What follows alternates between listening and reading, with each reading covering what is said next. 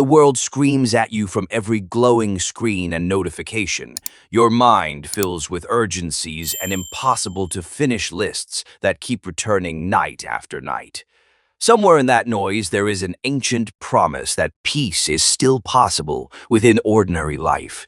This film is not about escaping responsibility or hiding from modern reality like a hermit. It is a study in how quiet hearts make clearer decisions and more effective actions while the world keeps spinning.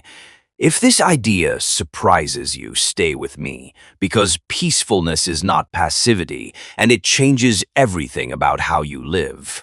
Inner peace is not a distant island free from problems and frictions.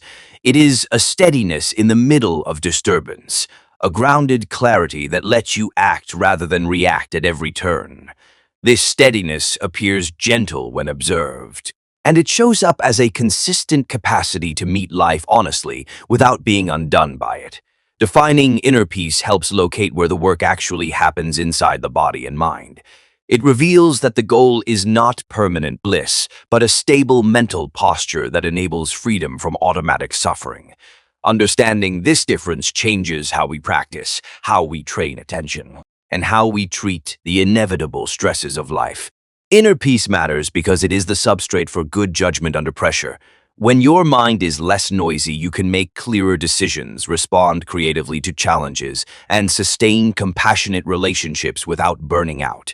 This has deep consequences for personal well-being, workplace performance, and the quality of democracy in societies where people are stressed and reactive. The stakes are higher than individual comfort or spiritual anecdotes, because unstable minds amplify collective fear and poor leadership. Peace becomes a public good when practiced at scale, and it changes the kind of problems people can solve together. That is why building personal tranquility can have ripple effects far beyond any single life. We live in an era engineered to capture attention and optimize outrage for advertising and influence. Data-driven platforms pull at our neurotransmitters and make distraction a structural feature of our lives rather than an occasional bug. Understanding the shape of modern chaos helps explain why traditional practices for peace matter now more than ever. Numbers show increased anxiety, disrupted sleep, and attention fragmentation across generations exposed to constant digital feed. These trends create an environment where even small, deliberate practices can produce disproportionate benefits. Modern technology both creates the problem and offers tools that, when used intentionally, can support cultivation of inner calm. Stoicism is one of the oldest and most pragmatic paths to tranquility that still resonates today. Ancient Stoics taught that peace arises from clear judgment about what you can and cannot control, and from aligning desires with reality. Their practices feel surprisingly modern because they are short exercises designed to shape attention and habit rather than grand metaphysical promises. We will explore those practices because they offer clear, repeatable methods for strengthening mental resilience. Stoic approaches turn reflection into skill rather than mere thinking, and that skill transfers into daily decisions and emotional regulation. In a noisy world, those skills are valuable both for inner calm and for consistent ethical action. One foundational Stoic exercise is negative visualization, a rehearsal of loss that builds appreciation and prepares the mind for inevitable change. Visualizing potential setbacks does not make those events happen, but reduces their ability to shock your nervous system when they occur. This practice cultivates gratitude, adaptive expectation, and the habit of facing uncertainty with composure rather than denial. When practiced with care, negative visualization increases your capacity for presence in the moment instead of amplifying fear. It teaches you the difference between dread and prudent anticipation, and it reduces reactive panic when difficult experiences arise. This technique becomes a psychological shield, allowing steadier emotional weathering of setbacks. Another Stoic pillar is the dichotomy of control, a simple map showing where effort will matter and where it will not. Focusing only on what you can influence reduces wasted energy and stops the mind from creating unnecessary suffering out of imagined outcomes. This practice reshapes priorities and allocates willpower toward fruitful action instead of futile worry. Making this shift feels almost subversive in a culture that equates constant striving with virtue, regardless of effect. The real work lies in repeatedly returning attention to controllable elements during stress and conflict. Over time, this creates a durable discipline where calm becomes the default response rather than a rare commodity. Stoic daily routines were built as small practices woven seamlessly into ordinary life, rather than as isolated retreats.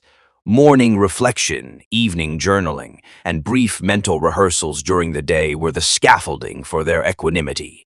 These rituals function today the same way they did then. They tune perception and shorten the path from impulse to wise response. Habits matter more than inspiration because they change neural wiring slowly but reliably over time. Creating rituals that honor intentionality makes everyday challenges less likely to hijack your mood and clarity. For practical people who want measurable gains, this is the Stoic promise translated into modern behavioral science. Buddhist approaches to peace offer complementary insights centered on direct training of attention and the heart. Mindfulness and meditation cultivate a mind that can observe thoughts without becoming entangled in them. Buddhist teachings on impermanence and non-attachment provide ethical and psychological frameworks for reducing clinging and suffering in everyday life. These teachings do not deny emotion or engagement, but rather invite a kind of awake participation that is both compassionate and clear. The practices range from formal seated meditation to simple awareness exercises that can be applied while walking or talking. This practical flexibility makes Buddhist methods accessible and deeply transformative when practiced over time. Breath-focused meditation is one of the simplest Buddhist methods for stabilizing attention and calming reactivity. Paying close, non-judgmental attention to the breath anchors the mind and reduces the habitual cycles of worry and obsession. With consistent practice, the nervous system learns a new pattern of response where stress becomes an observed event rather than an automatic cascade. This practice is deceptively powerful because the breath is always available as a tool for arriving in the present moment. 30 seconds of focused breathing can interrupt an escalating reaction and allow a more considered response to emerge. Over months, those interruptions accumulate into lasting changes in baseline anxiety and attention. Buddhist teachings on impermanence confront the illusion that anything can remain fixed forever, and this confrontation is liberating. Recognizing that thoughts, sensations, and external conditions change helps reduce attachment and the emotional turbulence that accompanies clinging. Practicing with curiosity toward impermanence creates a compassionate distance that allows grief and joy to pass without losing orientation to life. This perspective does not make you indifferent to people or outcomes. Rather, it deepens appreciation for their fragility and preciousness. It reframes care as intentional presence rather than frantic control, and it encourages actions motivated by wisdom rather than fear of loss. The result is a steadier heart that can love without being consumed by attachment. Metta, or loving-kindness practice, trains the heart to hold goodwill toward oneself and others as a foundation for peace. Regular cultivation of benevolent intentions reduces hostility and builds an empathic capacity that makes conflict resolution more humane and effective. This practice also repairs inner divisions by allowing self-softness to coexist with firm boundaries and moral clarity. In a fractious world where polarization erodes trust, metta offers a practical antidote that reshapes interpersonal dynamics. It helps us act from a place of care rather than from defensive reactivity, and that changes the quality of our work, friendships, and communities. Small, repeated acts of goodwill gradually shift social environments toward cooperation and mutual respect. At first glance, peace and engagement might seem opposed because calmness conjures images of withdrawal and disengagement. In reality, inner peace is what allows meaningful engagement without being overwhelmed by it, like a lighthouse that stands steady while ships navigate rough seas. Understanding this relationship shows that peace enhances power and effectiveness rather than diminishing them. When you cultivate tranquility, you gain spaciousness to listen, learn, and act with better judgment under pressure.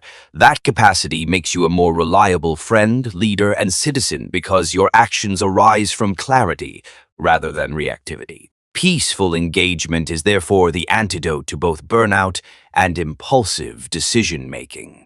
There is a paradoxical power in being calm within urgency, because calm attention perceives possibilities others miss. When emotional storms subside, cognitive resources expand and creative problem-solving becomes more likely. This paradox explains why leaders who can maintain composure during crisis often make better long-term decisions for their teams and communities. Composure also invites cooperative responses from others because calmness lowers group arousal and reduces escalation. In tense conversations or negotiations, a steady presence fosters clarity and helps reorient attention toward shared goals. Cultivating that presence becomes a strategic advantage for anyone seeking to influence outcomes without coercion. Boundary setting is a practical expression of inner peace because it clarifies what you will accept and what you will not accept from the world. Boundaries are not walls that cut you off, but landmarks that conserve attention and energy for what truly matters. They allow you to be generous without being depleted and to show up sustainably over time. Creating boundaries requires honesty, practice, and sometimes discomfort, but it prevents larger conflicts and emotional bankruptcy over the long haul. People who maintain boundaries often describe more authentic relationships and clearer priorities. This is how inner peace protects itself by designing a life that respects limits, values, and purpose.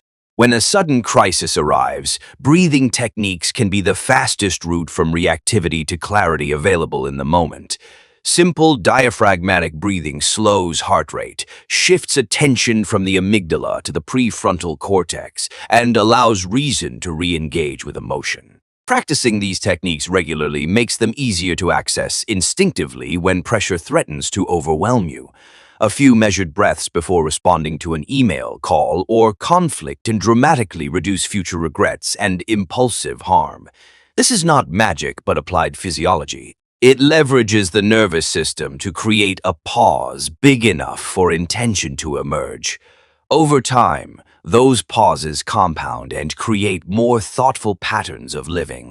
Grounding exercises use the senses to re-anchor attention when abstract worry spirals out of control. Naming 5 things you can see, 4 things you can touch, 3 things you can hear quickly reorients the brain toward the present moment. These practices interrupt rumination and reduce the cognitive load that fuels anxiety during high-stress situations. Grounding is portable, simple, and remarkably effective because it engages embodied awareness rather than intellectual strategies alone. In emergency rooms, therapy rooms, and family arguments, grounding helps people find their feet again and choose next steps with greater calm. It is a small skill with outsized effects for day-to-day resilience. Cognitive reframing and acceptance work together to change how events are interpreted and therefore how they feel inside your body. Reframing nudges your mind toward alternative, often more constructive, interpretations that reduce suffering without denying reality. Acceptance allows you to hold difficult feelings with curiosity and steadiness rather than resisting them and amplifying their intensity. These practices do not mean passivity or resignation. They are frameworks for responding with clarity and compassion. By shifting perspective and embracing the present moment, people often discover options that were invisible under the fog of stress. Learning to reframe and accept is an investment in both emotional intelligence and effective action. A practical morning ritual can set the tone for sustained equanimity throughout the day. Start with brief silence, a few minutes of focused breathing, and a single prioritized intention that aligns with your deeper values. These tiny anchors reduce decision fatigue and create psychological scaffolding that your willpower can reliably build upon over time. The key is simplicity and repetition because complexity and inconsistency undermine habit formation. Even 5 focused minutes each morning compound into meaningful shifts in focus and energy over weeks and months. This ritual becomes the quiet infrastructure for living with purpose rather than being buffeted endlessly by circumstance. An evening reflection practice closes the day by integrating experiences and extracting learning without rumination. Ask 3 questions each night. What went well? What was challenging? And what one small change would improve tomorrow? Writing brief answers to these prompts reduces mental clutter and fosters a sense of progress and continuity across days. This ritual is not about perfection, but about building a compassionate relationship with growth and failure. Over time, systematic reflection calibrates your priorities and strengthens the mental muscle of intentionality. Sleeping after this kind of tidy cognitive closure often improves rest and prepares you to meet tomorrow with steadier nerves. Micro practices during the day allow you to reclaim scattered moments and convert them into pockets of peace. Pausing for a single mindful breath before answering a message or walking between meetings interrupts habitual stress. These micro habits accumulate and change the rhythm of your day more reliably than occasional long retreats. They are particularly useful because they are frictionless and can be performed anywhere without special equipment. Over the course of a week, dozens of small pauses create a different relationship to time and urgency. Consistency with micro practices is where small intentions meet real behavioral transformation. Active listening is a practice that converts inner peace into better relationships and more productive collaboration. When you listen fully without planning your rebuttal, the other person feels understood and the conversation opens into genuine problem solving. This kind of presence prevents escalation and builds trust, which is more valuable than any quick rhetorical win in a heated exchange. Practicing active listening requires humility, patience, and the willingness to tolerate silence while meaning unfolds. It demonstrates that peace is not passive, but a way of being that invites connection. With this skill, your interactions become instruments of understanding rather than sources of anxiety. Maintaining peace while driving change requires balancing fierce engagement with deliberate rest and recalibration. Burnout comes from sustained activation without restorative practices, and peace practices are the antidote that sustain long-term impact. Leaders and activists who adopt rhythms of work and rest are more likely to sustain influence and preserve their moral clarity over time. Designing a life that supports both action and recovery is a moral and strategic choice rather than a luxury. It involves planning sabbaticals, delegating responsibility, and creating cultural norms that value restoration as part of productivity. In this way, peace becomes an infrastructure for sustained ethical engagement rather than a personal indulgence. Integrating Stoic discipline, Buddhist awareness, and modern science creates a robust toolkit for finding calm inside chaos. Stoicism sharpens our decisions about control, Buddhism trains attention and heart, and neuroscience explains how practices change the brain.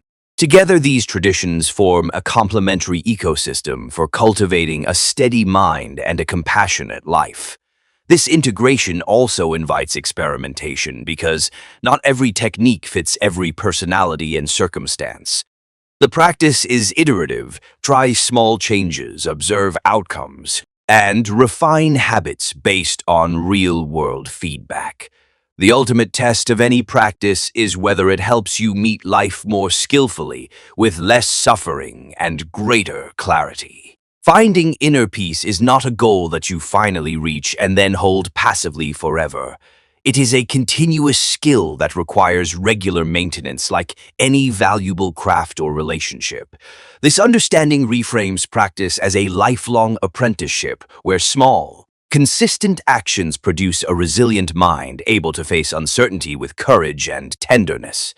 The modern relevance is enormous because we live longer lives with more complex demands than previous generations. Cultivating inner peace becomes a survival skill for psychological flourishing in a time of rapid social and technological change. If peace feels distant now, remember that the first step is ordinary and human, a single breath taken with intention. If this exploration gave you even a small new perspective, consider making one tiny commitment today to test these ideas in your life. Try 5 minutes of focused breath, one evening reflection, or a single act of metta towards someone you find difficult. Small experiments reveal what works for you and transform insights into habits that protect clarity in chaotic times. Peace is not an escape from responsibility, but the foundation for courageous and wise engagement with the world. If this gave you a new perspective, hit subscribe and join a community trying to live more clearly and kindly together. Thank you for watching, and may your days contain more presence than distraction.